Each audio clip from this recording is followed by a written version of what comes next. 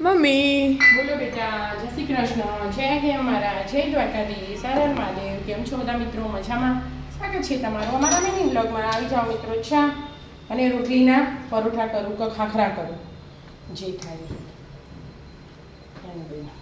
રોટલી પડી કાલ મારે એની બેનને રોટલીઓ કરી, જેટલી મસ્ત મસ્ત નાની નાની. તા પપ્પાએ ખાધી, જો તા પપ્પાની તે કરી નાની નાની પણ એવું કરવાની એકથી ઘી વાળી એકદમ ખાખરા કરું તો અમુક કડક કરી દઉં તેલ વગરના, અને અમુક થોડાક તેલ વાળા પરોઠા જેવું કરી દઉં એટલે વપરાઈ જાય. હાનું પરોઠા રોટલીના અચ્છા હું ખાધી નહીં, તમે એના એક કરીને આપી હતી જોજો. જેટલી બધી બનાવી હતી મને નહીં ખબર એના છે કાલ મેં રોધી જ નહીં. 8 બનાવી હતી હું 12 માં. ના બનાવો કદી, હું પોચ બનાવું તમારી. મમ્મીને થોડી મોટી હોય, હું એની બનાવી હતી એટલે હું 8 બનાવી.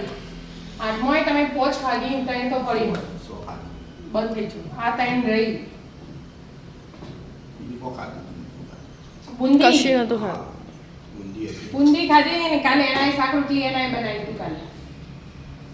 હું એ કશું બનાવી તું, મને મમ્મી કે બેસ તું હું બનાવી દઉં. આજ શાક રોટલી એકલું બનાવવું હતું. તમે કોઈ કરી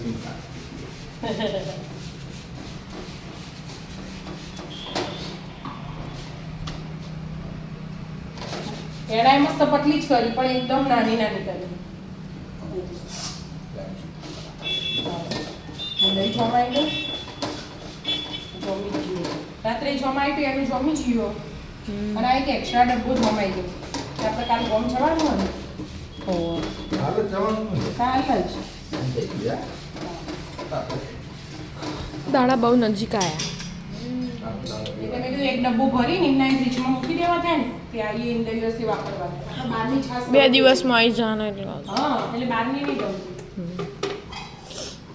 જમાઈ વચ્ચે ફ્રીજમાં મૂકી દેવા. રાધે રાધે. રાધે રાધે.